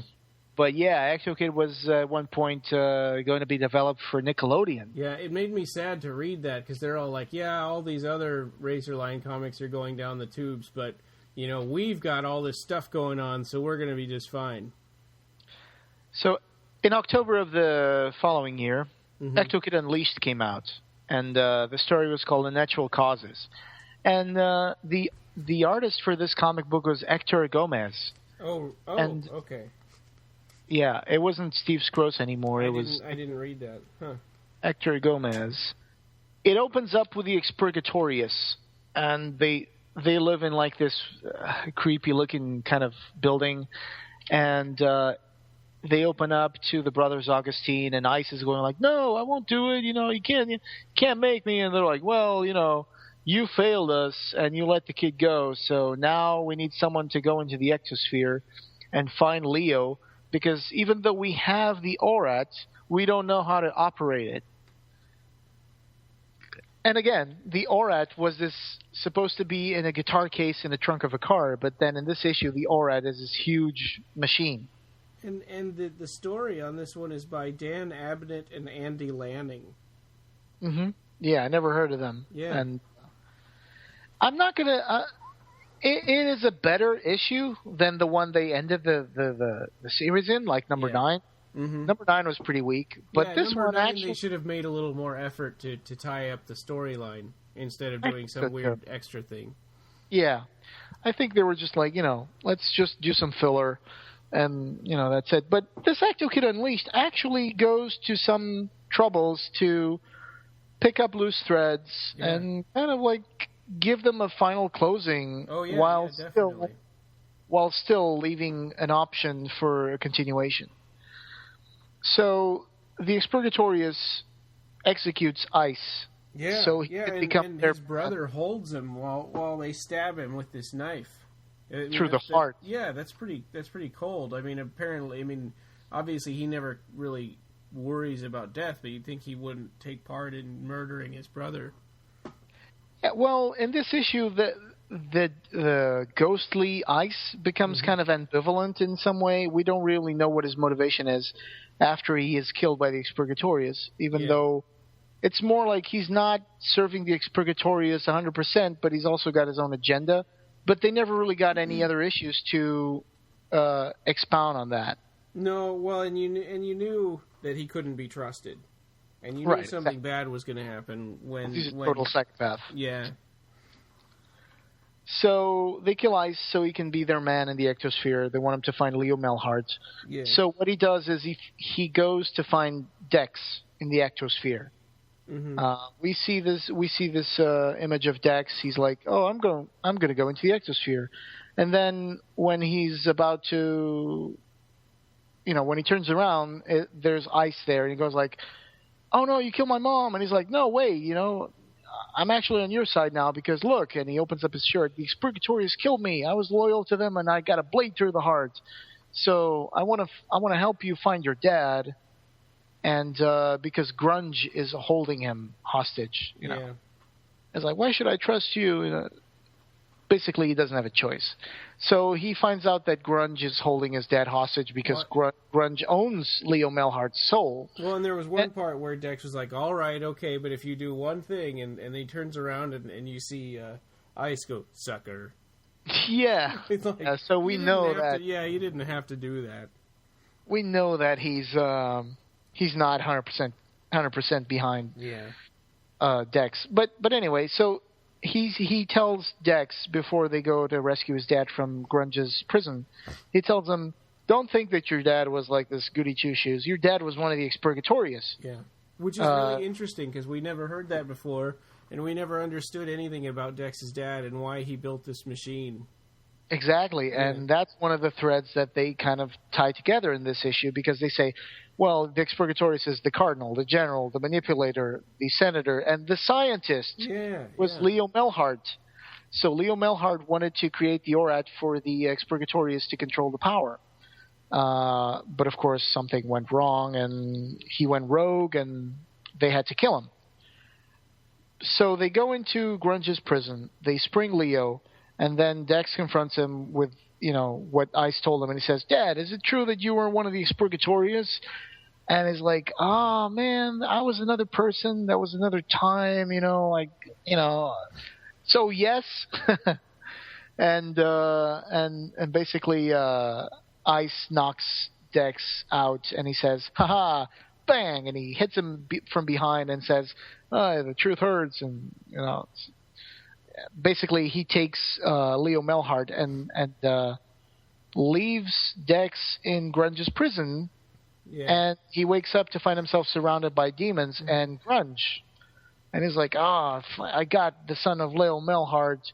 You're going to take the place of your dad. And he's like, oh, I guess my dad left me behind. Yeah. It's kind of a barter, exchange thing. So he gets really hurt that his dad left with Ice. But he doesn't know, of course, that Ice was threatening his dad. Yeah.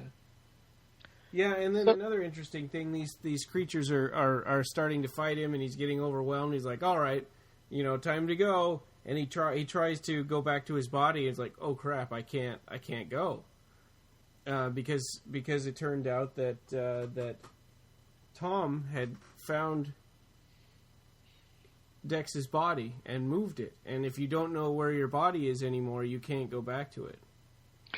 Yeah, it's a weird thing to put in there.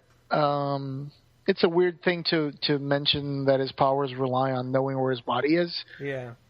But I understand that. That actually makes some sense. And that's actually why Leo Melhart leaves with Ice, because he threatens him that they have his son's body, and if he doesn't do what the Expurgatorius wants, which is to open up the gateway using the Orat, then they will kill his son. Yeah. So Grunge appears in the middle of all the demon horde and says, I want to, I'm going to confront this kid. I'm going to take him. And he has this huge sword. And Dex Mungo finds out he can't escape his body. So he goes like, all right, give it your worst. Yeah.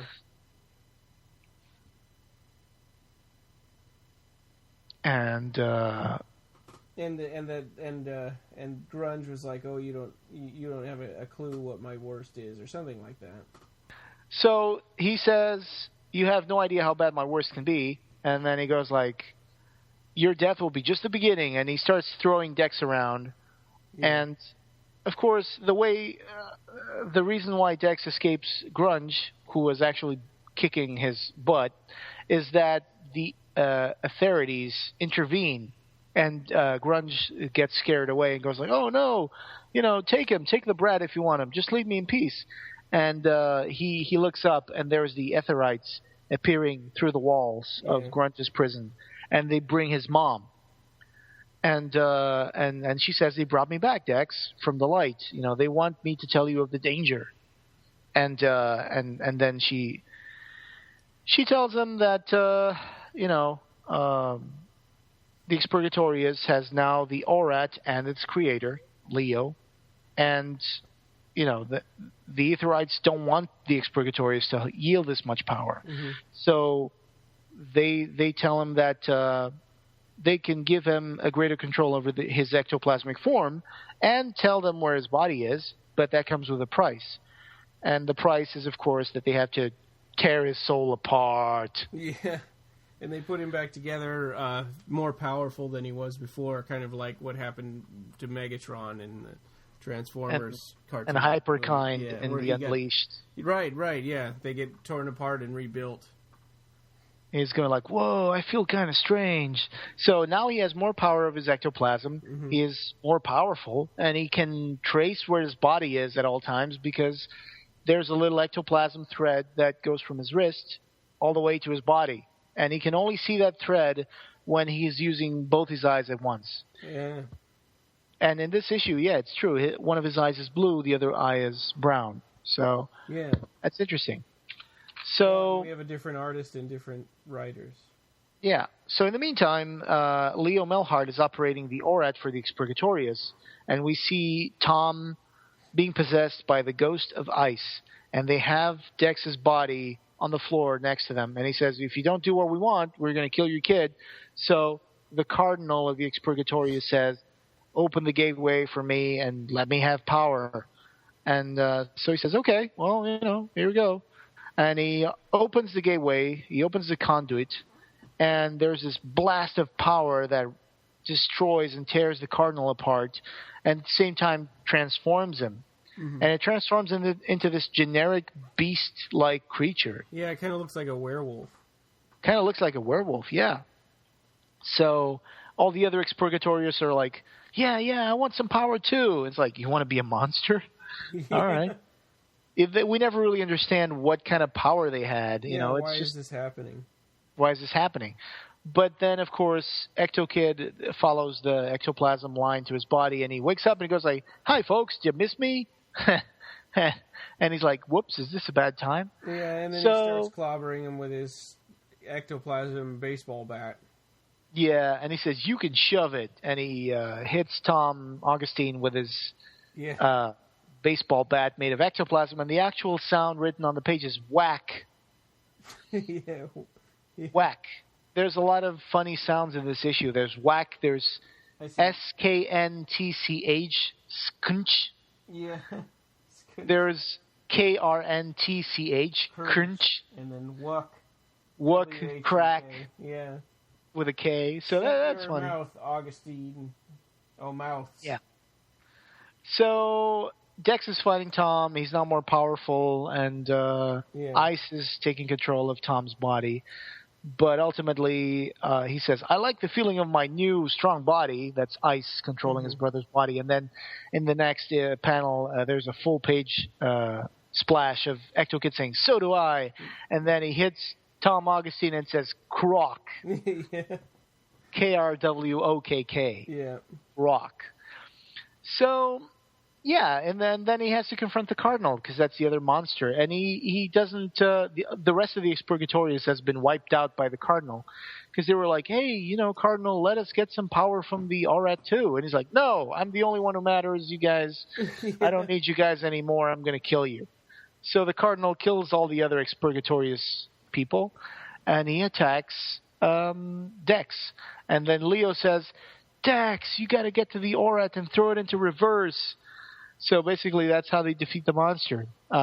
Somehow he manages to touch the Aurat and reverse it, even though, you can't stop it. It has to be cycled fully. It can't be turned off. No, but it can't be reversed, which is another one of those tropes. Yeah. And it's like, you can't shut it down. Well, just put it in reverse.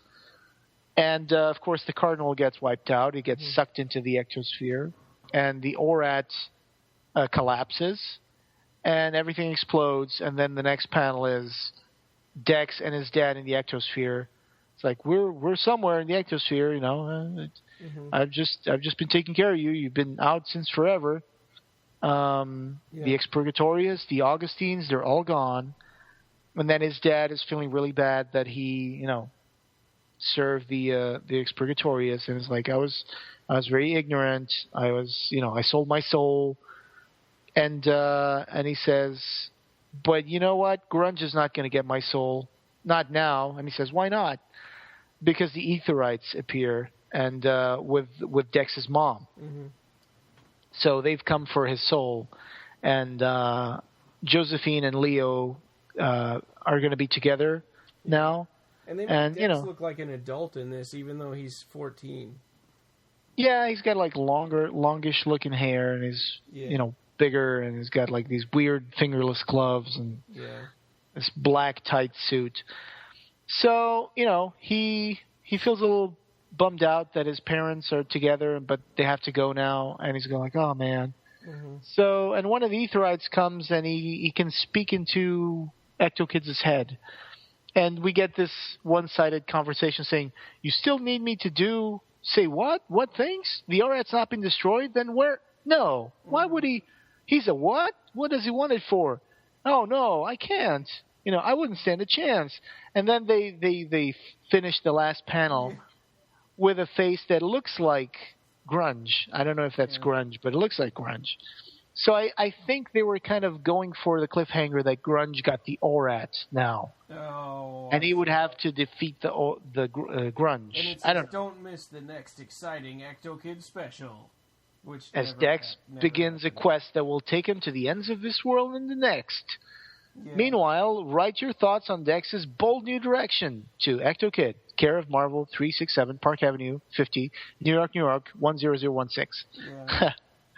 So that was it. And there's this little short story at the end of the comic book called Saint in Neon by Elaine Lee. And, it's an interesting read. I didn't read that. I didn't read it either. But it looks interesting, at least. Yeah. So, you got me. All right. That was the comic book series, which was... way better than Hyperkind. There were editors and consulting editors that involved people like Malcolm McLaurin and the guy who played Ashbury. Malcolm Smith. He was like consulting editor, I think. So that was Ectokid. So after the comic books, Ectokid's life was short-lived. He had these things that were supposed to come out, like TV projects. And again, thanks to clivebarker.info, we can learn about the TV projects for Ectokid. It was going to be, in 2001, they reported that the Razorline Barkerverse was going to be taking shape as a Saturday morning cartoon that Clive was planning with Malcolm Smith and Mark McLaurin back in '94. It was going to be Joe Daly to take on production with Don Murphy, and it was going to be Ectokid. So there's an interview in 2001 where they say, in Ectokid, the other side is here and now. This other world is our world, but not. It's everywhere but nowhere. I hope to create a franchisable world for Nickelodeon, but also one of great transcendent beauty, one that reconfigures people's expectations of what ghosts are and of what comes after death. Wait, that was an interview in 2001? This was an interview in the Daily Variety in 13 August 2001, and the people interviewed were Claude Brodesser and Kathy Dunkley. Okay, well, because in number 9 in the letters, they said that this stuff was all going to come out in 1995. I think there were 2 different TV projects for Ectokid, which we will be getting to. Okay. There's another one in August of 2001. Huh. Wait, I'm sorry, April of 2002, where Clive Barker said, I've done a 100-page treatment for Ectokid. Nickelodeon is going to do Ectokid. I think that's a long development process because it's an elaborate movie. But if they really go for it, I think it's going to be pretty amazing. I think that's 2 or 3 years off. Again, this is Clive being very optimistic. This was in 2002. Yeah. We are now in 2014. Yeah. And we didn't get that in 2004 or 2005. No. It's been 10 years, and we haven't heard anything. Don Murphy, who was going to produce this for Nickelodeon, said, I am really excited to bring a master of suspense like Clive Barker to a new family audience. It's an audience that Nickelodeon understands and reaches completely and very capably. Again, August 2001. Wow. More info on this was there's a lot of drawings that Clive Barker did for Ectokid. In fact, I'm going to send these to you. There were pictures that he drew called The Preacher, Ectokid, The Preacher. There was Ectokid, Eddie Stone. Eddie Stone in the Ectosphere. I don't know who Eddie Stone was supposed to be honest. But there are drawings of Clive Barker about this. So there's 2 instances of Ectokid for TV. That one cartoon that Clive was planning with Malcolm Smith and Mark McLaurin in '94. Yeah. And then there was the other one. So I'm trying to look at my notes and come up with... Oh, here it is. Back in '94, optimism still abounded for Ectokid. Little were they to know that the Razorline imprint would implode before this Saturday morning cartoon could become a reality. Nevertheless, the planned resurrection of Ectokid as a TV movie, see TV still to come, shows that all is not yet lost for Ectokid. And here's a quote from Malcolm Smith. It's looking like these creations are going to have lives outside the comics as well. Ectokid is on its way to becoming an animated TV show. And this was from an interview, not an interview, but an article that appeared in Hokum and X, Volume 1, Number 6, February '94. Mm-hmm. And there's another one from Mark McLaurin says, and so this is the last issue in the first run of Ectokid, but not the end. Oh, this is the one you mentioned that was written in Ectokid number 9. And said, the future for our hero is a rosy one. The Ectokid Saturday morning cartoon is still in production, due for release in '95, and Ectokid line of toys is currently in production. I guess not. And then Virgin Games Ectosphere. Right. Yeah. Did you find anything about that? No. Oh. I found like a small reference to that Ectosphere game thing. But I couldn't really find any more information about that. So I didn't really. 1995 would have been. I mean, if it was going to be on a console, that would have been like PlayStation 1, Sega Saturn, maybe Nintendo 64. Right. Yeah, that was probably the technology at the time, I guess. Yeah. So it would have been a really blocky looking 3D game, probably. Yeah. But, there was also a movie project called Ectosphere the Movie. the movie version of Ectokid, it may well be that the non-appearance of the much-trumpeted Ectosphere game caused the project to mutate into a full-length screenplay. The end of 97 saw Fred Vickerell, Silo's scribe, doing rewrites, since when the trumpets have gone quiet on this one too, with the advent of Nickelodeon and Paramount's purchase of Ectokid being perhaps the final nail in its coffin.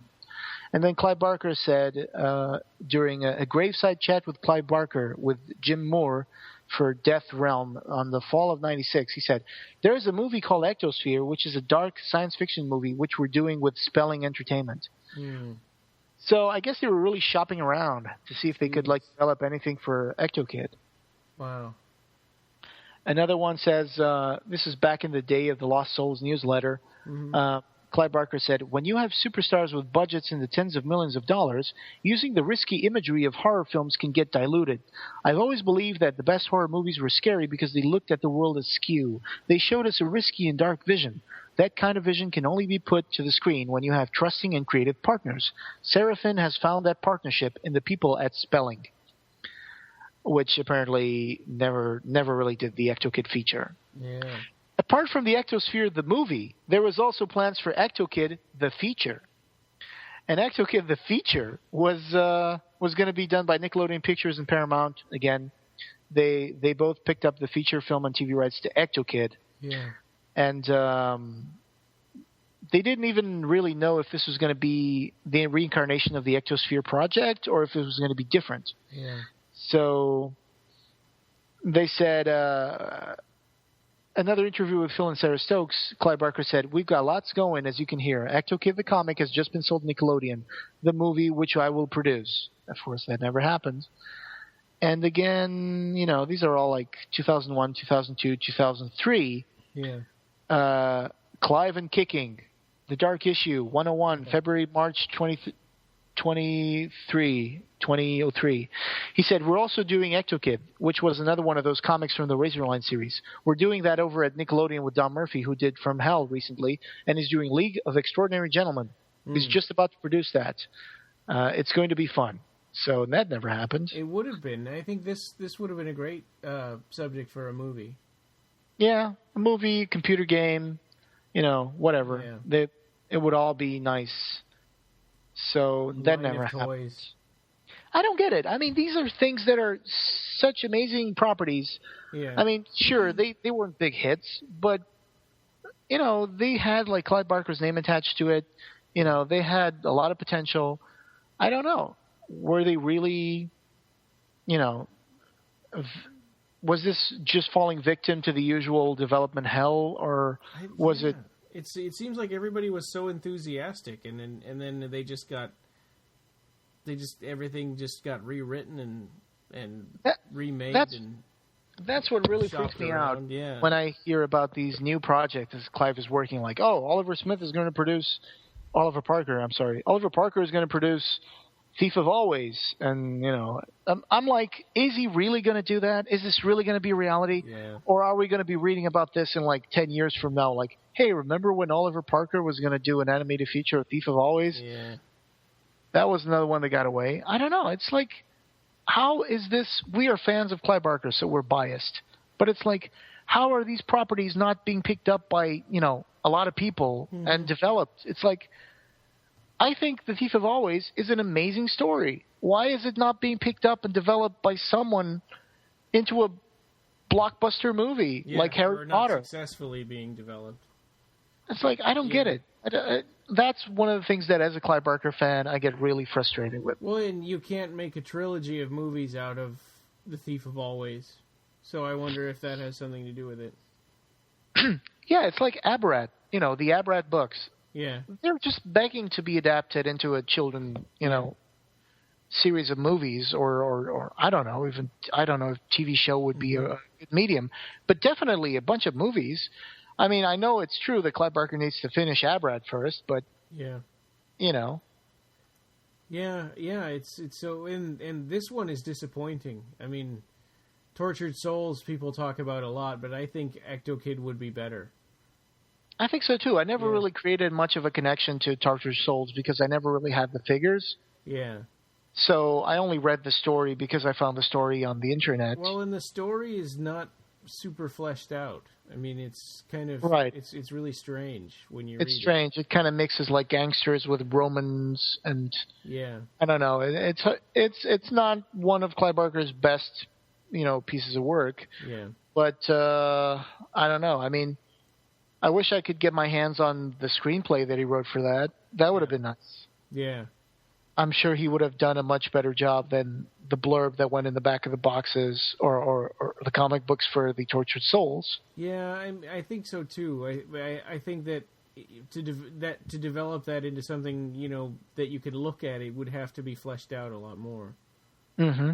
And yeah, but Ectokid was perfect for a movie because it had a small number of characters and some recurring really nasty bad guys. It had a really cool world that Dex would see when he lifted his eye patch and stuff. You could have cameos from all sorts of famous people. Yeah, like Bill and Ted's Excellent Adventure. Yeah. Yeah, except less goofy. Yeah. No, I mean, I think it would have been awesome. It's really kind of too bad. And apparently there was we got this horrible Saint Sinner movie. And oh god, that's terrible. But I'm just curious about these pictures I see in the Revelations website where Clive Barker drew some artwork for Ectokid. So I'm wondering who this Eddie Stone guy was going to be. Yeah, I wonder if this was part of the pitch that he had for the Ectokid movie or Ectosphere film or something like that. I don't know. Yeah, it must be. I mean, I would think Clive didn't develop all of these characters and for the comic, so he probably would have been starting over. Anyway, probably. Yeah. So I'll make sure to round up these images that Clive Barker drew for Ectokid, and we can add these to the show notes. Yeah, that would be awesome. Yeah. So I guess that's it then. All right. Do we have any listener feedback for this one? Nah, I forgot to post it up. Well, it's okay. Yeah. It was interesting. They're my favorite comic books from the Razorline series. Yeah. So check it out. Check Ectokid. Ectokid has a really strong story, and obviously they saw that because they had big plans for it. Yeah, they had plans for movies and TV shows. That just never really pulled through. Games. Yeah, I would have liked to have anybody out there has a custom figure of Ectokid, please send us a picture. Yeah, right. If there's a prototype or something. Yeah, I have a prototype of Decker. I have a little prototype of Decker with an actual fabric suit really? And raincoat. Yeah, yeah, with a little knife. That's pretty cool. I'll have to take a picture of that sometime, but it's back in Portugal. Where did that come from? eBay. That was a prototype for something that never really got into production. Wow. But yeah. Okay, guys, thanks for listening again, and thanks for being patient enough to be with us for over an hour and a half. Yeah. Of talking about 9 issues of a comic book. Or 10, I guess. 10. Yeah. 10. Okay. All right, Ryan. I'll catch you later then. Okay. Bye. All right. Bye-bye. Thanks for listening to episode 65 of the Clive Barker Podcast. Bandwidth for this episode was provided by Craig Reese. Thanks a lot, Craig Reese, for your support of our podcast. And you can reach us on the web at www.clivebarkercast.com. Leave us a review on iTunes.